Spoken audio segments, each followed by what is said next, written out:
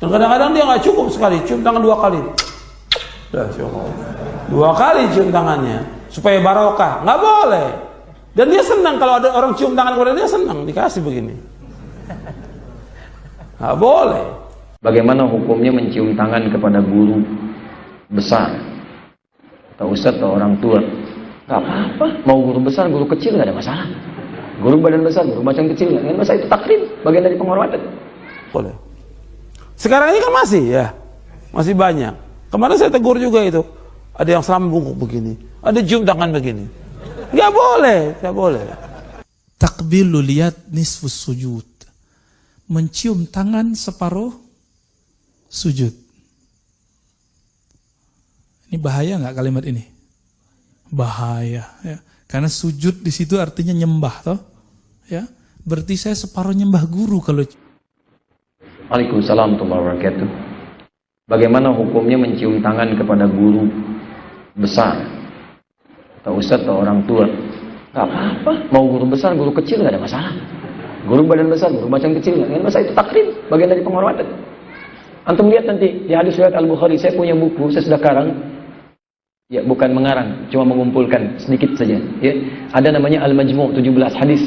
Al-Majmu' bekal Nabi bagi para penuntut ilmu. Nanti kalau kami sudah cetak kembali, mudah-mudahan nanti bisa disebarkan lagi ya, insyaallah. Setelah itu kemudian Nabi berpisah. Tiba-tiba para sahabat kemudian mengejar Nabi, mencium tangannya. Salaman, ada yang menyalami, ada yang cium, ada yang macam-macam, ada yang macam-macam riwayat Anas bin Malik radhiyallahu taala anhu. Enggak ada masalah. Silakan kalau itu ditujukan untuk takrim, memuliakan. Boleh. Bahkan bersalaman khusus saja At-Tirmidzi. Ma min muslimaini yaltaqiyani fayatasafahani illa ghufira lahum qabla an yatafarraqa. Tidaklah 2 orang muslim bertemu dimanapun kapanpun kemudian keduanya bersalaman kecuali bila ada dosa di antara keduanya, maka Allah akan mengampuni keduanya sebelum berpisah. Diampuni. Tapi utang tetap. Cuma dosa yang diampuni, hutang tetap belum lunas. Bayar baru lunas. Ada dalilnya bersalaman, dan taklim dalam bersalaman kan lain-lain. Antum salaman ke ibu antum masa sama dengan salaman kepada yang lain? Tidak. Ada taklimnya, silahkan. Nabi dicium, ada yang mencium keningnya, ada yang macam-macam, tidak ada masalah, itu taklim. Taklim, penghormatan, kemuliaan. Sepanjang benar sesuai aturan. Sesama mahram boleh. Antum mahasiswa, dosennya perempuan, jangan cium tangannya, itu bukan mahram antum. Bukan, itu dosen laki-laki nggak boleh, bukan mahram. Kecuali dosen itu bapak antum, nggak ada masalah. Ibu antum nggak ada masalah. Sah. Ibunda cium tangannya, bapak cium tangannya, mahram. Yang lain tidak. Dengan teman-teman silakan, dengan ustaz, dengan siapa silakan. Yang tidak boleh jangan mengkultuskan. Jangan mengkultuskan, itu yang tidak dibenarkan. Paham ya? Baik. Saya dapat kabar, dapat WA mengenai satu amalan yang dianggap menyembah guru. Dianggap menyembah guru, yaitu cium tangan. Kalau orang Bandung udah biasa cium tangan sama guru ya. Apa kata si ustadz? Itu sampai kepada saya dan tunjukin videonya. Takbilu lihat nisfus sujud, mencium tangan separuh sujud. Ini bahaya nggak kalimat ini? Bahaya ya. Karena sujud di situ artinya nyembah toh. Ya, berarti saya separuh nyembah guru kalau cium tangan guru. Ini bahaya. Kita coba cek ulama-ulama tabi'in. Bahkan di sahabat sudah ada ya. Lebih dari cium tangan. Antum coba lihat. Suatu kali seorang tabi'in datang kepada Anas ibn Malik. Anas itu 10 tahun khidmah untuk Nabi SAW tidak digaji. Adakah hari ini khadim, asisten rumah tangga, pembantu yang mau bekerja tanpa digaji? Gak ada. Ya. Ummu Sulaim, ibundanya Anas ibn Malik radhiyallahu taala anhuma, itu mengirim Anas untuk mengabdi kepada Rasulullah dan mengatakan, wahai Rasulullah, kami tidak minta gaji, tapi minta doa. Tapi minta doanya nanti di akhir. Setelah Anas mengabdi. Anas mengabdi 10 tahun, selesai mengabdi ketika udah dewasa. Jadi umur 10 tahun dia mulai ngabdi. 11 tahun kurang dikit, Ummu Sulaim datang kepada Nabi dan mengatakan, "Ya Rasulullah, ud'u lahu." Tolong doakan siapa? Anas bin Malik. Maka Anas bin Malik didoakan. Doanya melebihi gaji seumur hidup. Gaji 7 turunan, Mbak. Apa doanya? Allahumma akthir malahu wa auladahu wa adkhilhul jannah. Nah, riwayatnya macam-macam, kita ambil satu riwayat itu. Ya Allah, banyakkan hartanya, anaknya, dan masukkan surga. Banyak harta, itu lebih dari gaji, Pak. Maka Anas salah satu sahabat terkaya di zamannya. Jadi kaya itu nggak bid'ah. Antum kaya itu nggak bid'ah, itu sunnah. Itu doa Nabi Sallallahu Alaihi Wasallam. Di riwayat Muslim itu ada tambahan waghfir lahu, ampuni dia. Nah, yang tadi saya bacakan wa adkhilhul jannah, masukkan dia surga. Udah banyak harta, banyak ibunya anak-anak, banyak anaknya, diampuni dosanya, masuk surga. Adakah gaji yang paling hebat dari itu? Gak ada. Anas ibn Malik mengatakan, aku mencium tangan Nabi SAW dan aku merasakan tidak ada tangan yang lebih sejuk, lebih halus melebihi tangan Rasulullah SAW. Ketika seorang sahabat ini berjalan, didatangi oleh tabi'in. Salah seorang tabi'in ini kemudian bertanya, "Ya Anas, hei Anas, hal ra'aitan Nabiya sallallahu alaihi wasallam? Apakah engkau benar-benar telah memandang Rasulullah dengan matamu?" Apa jawaban Anas? "Oh, na'am. Ra'aitu bi'ainayya." Orang itu nanya lagi, "Dengan mata yang mana?" "Mata yang ini." Ditunjuk matanya. Maka orang itu minta izin, "Wahai Anas, izinkan aku mencium mata yang matamu itu memandang Rasulullah sallallahu alaihi wasallam." Nisfu sujud nggak? Saya nggak habis pikir itu, kenapa orang berani mengatakan ini cium mata, bukan hanya cium tangan. Bahkan Ibnu Abi Mulaikah datang kepada salah seorang sahabat Nabi dan mengatakan, "Mana lisan yang dulu lisanmu itu diludahi oleh Rasulullah sallallahu alaihi wasallam?" Dikeluarin lidahnya, dicium lidahnya itu. Itu bukan homreng itu, Pak, bukan. Tahu homreng kan? Bukan. Itu yang disebut dengan bab at-tabarruk. Bab mengambil keberkahan cinta kepada orang yang mencintai Nabi sallallahu alaihi wasallam. Satu kali Umar, yang punya anak ini ya, Abdullah bin Umar lebih tepatnya, merindukan Nabi sallallahu alaihi wasallam. Maka dia cari di mana dulu Nabi pernah jalan-jalan, dia cari jejaknya dan dia jalan di jejak itu. Sambil mengenang Rasulullah sallallahu alaihi wasallam. Dikenang. Dan dia teringat di pohon yang ini Rasulullah dulu pernah duduk, tapi pohonnya sudah dipangkas, tinggal cuma ya bekas-bekasnya. Nabi dulu pernah berteduh di situ. Dia berteduh di situ, pohonnya sudah nggak ada. Di situ dia mengenang Nabi sallallahu alaihi wasallam. Itulah maulid yang dibuat oleh Abdullah bin Umar. Kenapa dia nggak perlu buat maulidan seperti orang-orang kita, seperti ulama di Hadramaut, seperti ulama di Al-Azhar? Itu di Mesir, orang buat dari 1 Rabiul Awal sampai tanggal 12, ditutup dengan pawai sholawat. Setiap tempat buat, karena saking gembiranya, merindukan Nabi SAW.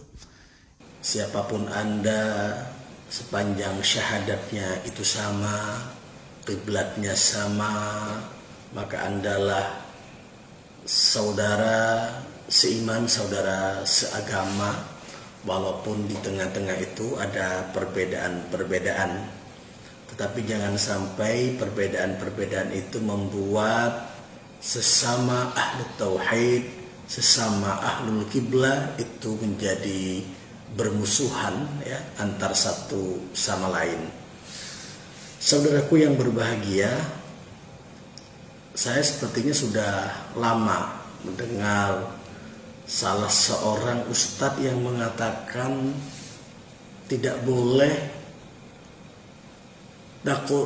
taqbilul yad, ya, mencium tangannya orang soleh.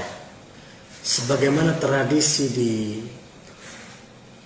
ulama salaf, tradisi di kalangan ahlu sunnah wal jamaah itu, ketika seseorang ada upaya untuk mengagungkan terhadap orang soleh, para kiai, para ulama, terlebih dzurriyyatur rasul, itu mencium tangannya.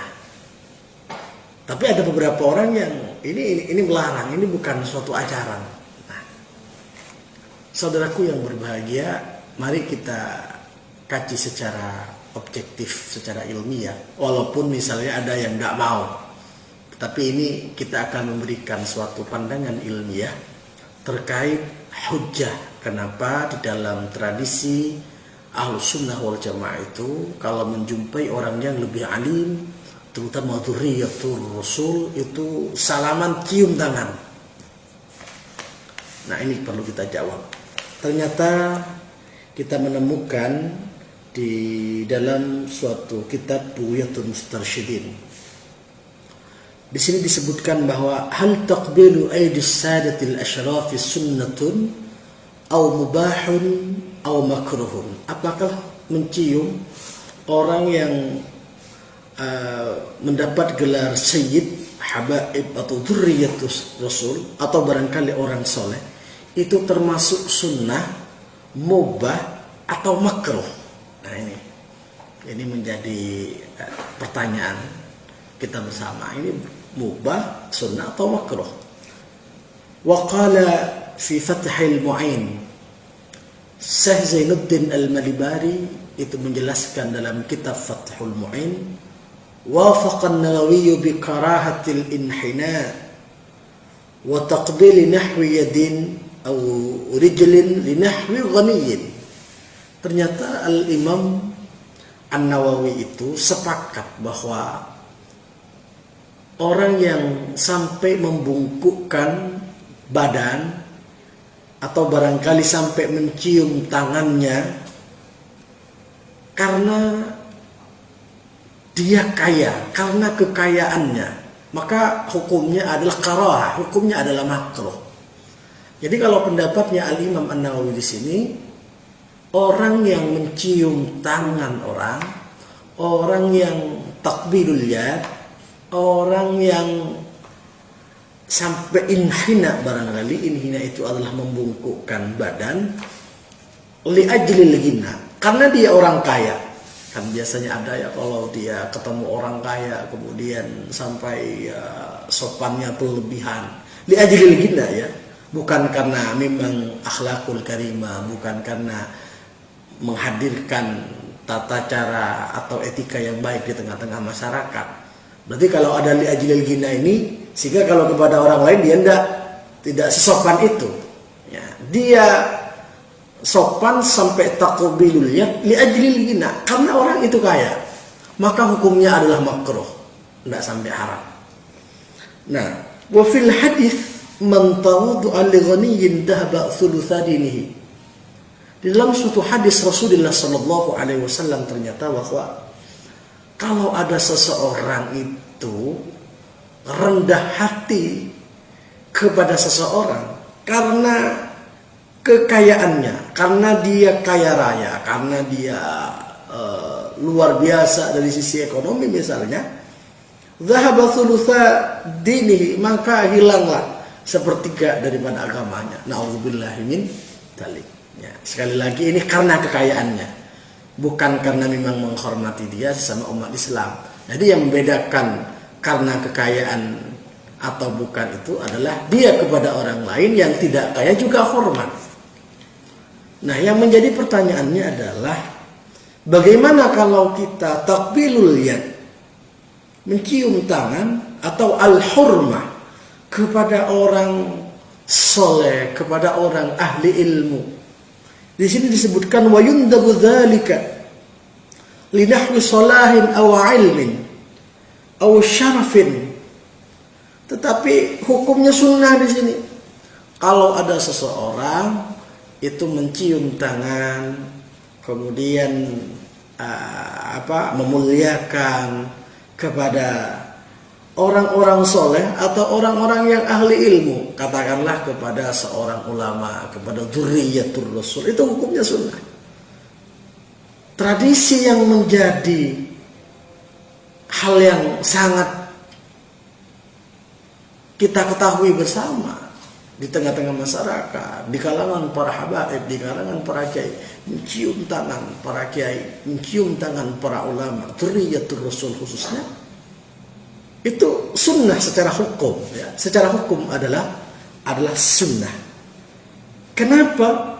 Lianna Aba Ubaidah qabbala yadi Umar radhiyallahu anhu. Karena Abu Ubaidah itu dulu pernah mencium tangan Sayyidina Umar radhiyallahu anhu. Subhanallah. Jadi saudaraku yang berbahagia, mencium tangan orang lain ini perlu diklasifikasikan. Pertama adalah kalau mencium tangan sampai membungkukkan badan, itu liajlil ghina, karena dia adalah orang kaya, maka hukumnya adalah makruh. Tetapi kalau mencium tangan taqbilul yad itu liajli shalah, ya, liajli ahli ilmi, karena dia orang soleh, karena dia orang baik, karena dia ahlu ilmu, karena dia ulama, karena dia kiai, karena dia dzurriyyatur rasul, maka ini hukumnya adalah mandubah, disunnahkan dalam pandangan agama Islam. Jadi tidak benar kalau hormat kiai itu tidak boleh, hormat ulama tidak boleh, hormat dzurriyyatur rasul, cium tangan dzurriyyatur rasul tidak boleh, itu tidak benar.